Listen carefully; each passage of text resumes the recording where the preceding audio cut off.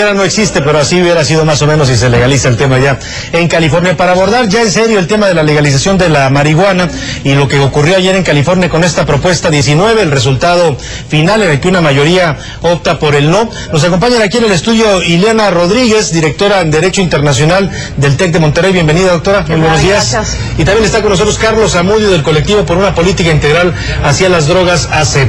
Vamos a hacer el debate. Carlos sostiene la posición de que debe avanzarse en el tema de la legalización de las drogas en México, comenzando por la marihuana, y la doctora sostiene la posición de que no es una salida. Vamos a, ¿quién quiere comenzar de los dos? Primero, ¿qué piensan del resultado ayer en California? ¿Qué nos dice este resultado? Pues que no, primero que para mí era una medida electoral, que lo que quería era un poco sanear el déficit presupuestal y fiscal que tiene este estado de California, y que hubiera sentado un mal precedente en la concepción del combate al narcotráfico y sobre todo en hábitos de salud pública, ¿no? Hubiera habido un daño muy grande. Para mí fue positiva esta separación entre votantes, sí. Carlos. Sí, bueno, debemos tomarla en un contexto de una elección de todo el país. En todo el país hubo un regreso, digamos, al conservadurismo. En ese sentido, votaron muchos en contra de Obama. Estamos en esa situación.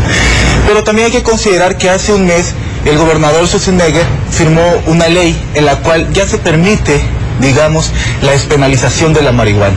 Eso fue lo que provocó que bajó un poco la tendencia a favor y el resultado que tenemos. Doctora, ¿por qué usted sostiene que no es una salida el tema de la legalización? Hay en México voces que ya se pronuncian abiertamente por decir, acabemos con la industria legal, lo acaba de hacer recientemente el expresidente Fox nuevamente, acabemos con la industria ilegal y quitemos de ese componente de violencia que la rodea. Yo creo que no estamos preparados como sociedad. No es el momento de liberalizar o despenalizar el consumo de las drogas. ¿Por qué? Porque tiene que ser visto mediante una política integral. Si nosotros consideramos la legalización en un porcentaje, cualquiera que este sea, del consumo de cualquier estupefaciente, en este caso la marihuana, tendríamos también que hablar de políticas públicas en materia de educación para prevenir el consumo de drogas. Tendríamos que estar preparados en un sistema de salud que pueda dar rehabilitación a quienes necesiten de ella, y creo que no estamos preparados. Eso aunado a la posible detonación de delincuencia que puede haber, y donde también el sistema penal tenía que reestructurarse, porque simplemente el sistema penitenciario no podría albergar al número de personas que pudieran delinquir a raíz del consumo de una droga. Creo que es una política integral, global, y que no la estamos viendo de esta forma. O sea, su posición es agravaría más el problema en lugar de ser una solución. Así es, y no tenemos la infraestructura para combatirlo, no hay ni siquiera el presupuesto necesario, o no se ha estimado ni siquiera en las partidas presupuestales para combatirla en esta política integral de la que señalo. Carlos, tu posición sobre el tema. Sí, bueno, el presupuesto sí comparto que no es suficiente, pero en gran medida porque se ha ido a las políticas de seguridad. Si en lugar de invertir ese dinero en represión, en militares, en policías, lo invirtiéramos precisamente en educación, en servicios de rehabilitación, en servicios médicos, podríamos tener otra perspectiva de prevención, una perspectiva donde se permitiera la responsabilidad de cada una de las personas, y en ese sentido la sociedad sí está preparada para ese tipo de política. No importa si es despenalizar la cannabis, si es regular el consumo del tabaco en espacios públicos, o si es usar el cinturón de seguridad. Sí estamos preparados como sociedad, y precisamente por eso es que seguimos abriendo este debate.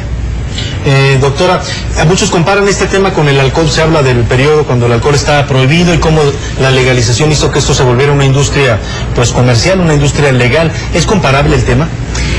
Desde el punto de vista, por ejemplo, de los efectos de este tipo de drogas, donde hablamos, por ejemplo, de drogas duras y blandas, aquellas que afectan, por ejemplo, al sistema central nervioso, entre ellas está el alcohol. Entonces, el daño podría ser equiparable en cuanto atiende o impacta dos esquemas, al estado físico y psíquico de las personas. En ese sentido, podríamos hacer ese comparativo. La pregunta aquí muy razonable sería, ¿qué tanto hemos confrontado o disminuido la cifra de alcoholismo, por ejemplo, en este país o en el mundo?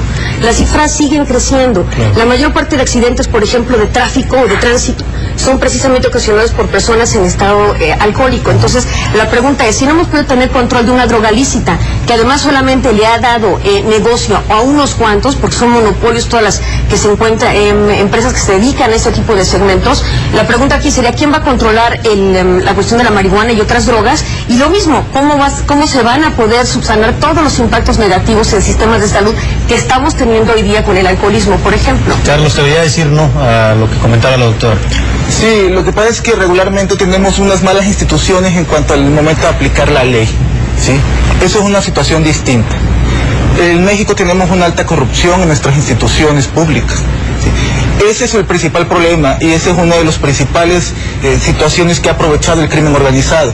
Esto, aunado a la prohibición, les da un amplio margen de ganancia para poder ellos seguir trabajando.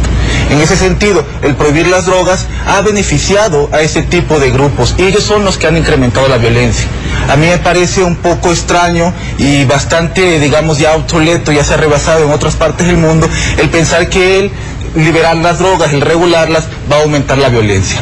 Tenemos los casos de Portugal, por ejemplo, donde se han regulado las drogas y los crímenes han bajado notablemente. ¿Sí? Tenemos muchos otros casos, está el caso de Australia, el caso más conocido es el de Holanda, pero digamos es un ejemplo ya bastante anterior. Hay ejemplos más novedosos, más recientes y que han sido incluso más exitosos que el de Holanda. El de Portugal es un caso muy importante que deberíamos estudiar.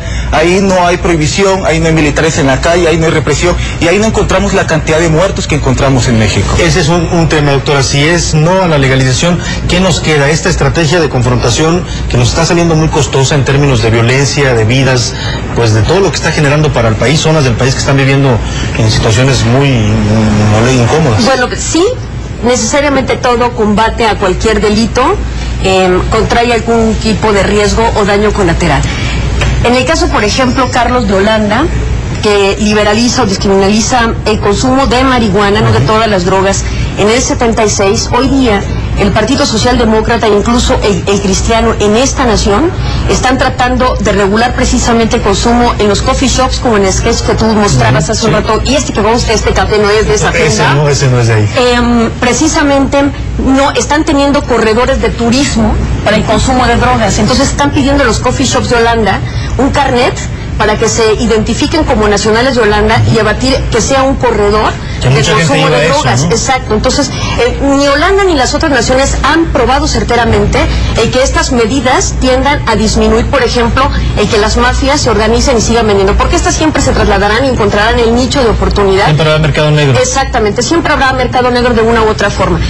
Yo creo que el combate tiene que ser de esta manera frontal.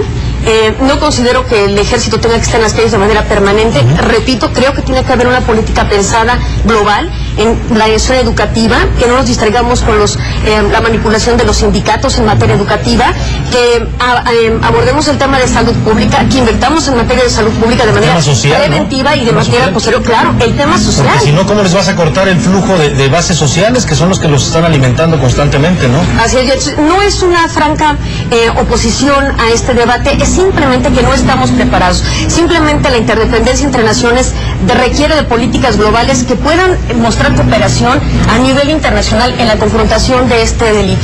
Bueno, yo sí conozco mucha gente que está preparada, nosotros estamos preparados, esperemos que en algún momento ustedes se sumen y también estén preparados. Habría que irse a Holanda y ver un poco la situación como está. Efectivamente, hay una suerte de turismo para ir a consumir cannabis, ir a comprar cannabis a Holanda, pero ahí lo están regulando precisamente porque mucho de ese turismo llega en autos y eso está saturando los espacios públicos de un país donde los espacios públicos son pequeños. Si ustedes van a Ámsterdam, la mayoría de gente se mueve en transporte público, en bicicletas. Ahí en Ámsterdam no ha pasado esa situación porque los turistas pueden llegar y acceder al espacio, a los transportes públicos y no saturan el sistema. Ahí los coffee shops siguen vigentes. Donde se empiezan a cerrar es en las ciudades fronterizas con Bélgica, con Alemania, precisamente porque llegan muchos turistas, llegan en auto y entonces saturan y colapsan la vialidad de estos pequeños poblados. Es en estos lugares donde se empiezan a cerrar los coffee shops.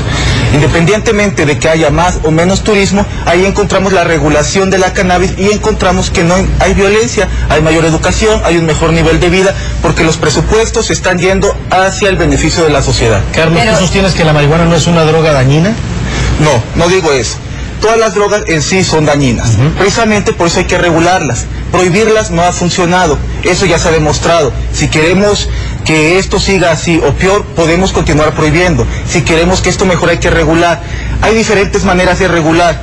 La idea es que los jóvenes o adultos que consuman sustancias puedan tener servicios de salud y no sean excluidos como actualmente lo son, y al no sentirse parte de la sociedad, entonces sí acuden al crimen organizado, no solamente para conseguir las drogas de su consumo, sino para conseguir amistades, para conseguir relaciones que los invita a volverse parte del crimen organizado. Eso es lo que está ocurriendo actualmente y eso es lo que queremos evitar con la regulación.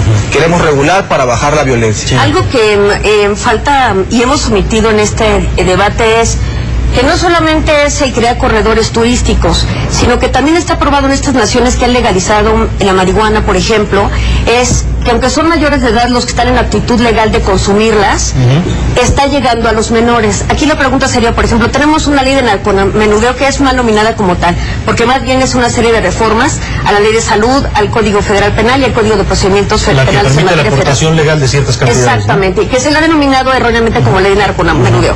Pero una de las citas entre estas tres leyes es que se puede consumir determinado porcentaje de las drogas que determina la Ley General de Salud a 300 metros de un centro escolar y a 300 metros de un centro penitenciario. Yo me pregunto si el ciudadano común no tiene a veces la respuesta inmediata en seguridad pública, ¿cómo vamos a detectar que estas personas no se acerquen tanto a estos centros? Claro. Entonces es muy difícil de controlar. Yo creo que no estamos preparados para afrontar una medida de esta magnitud.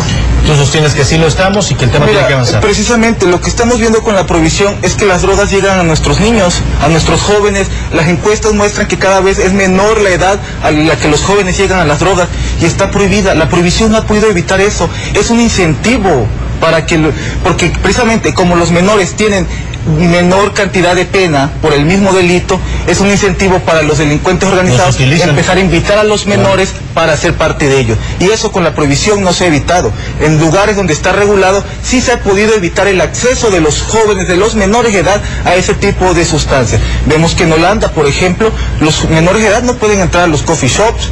En México, podrían imitar ese tipo de situaciones, ¿sí? Y sobre todo, enfatizar en la aplicación de las leyes que ya están, porque también eso hay que hacer notar, que las leyes de aplicación para que eviten los menores puedan llegar al alcohol, al tabaco, tampoco se han podido aplicar. También está en discusión su aplicación. Les pregunto a los dos, ¿sería viable pensar en México en algún tipo de plebiscito o referéndum? Digo, primero tendría que regularse, pero se habla ya de negociaciones para avanzar en la reforma política, que es uno de los temas pendientes.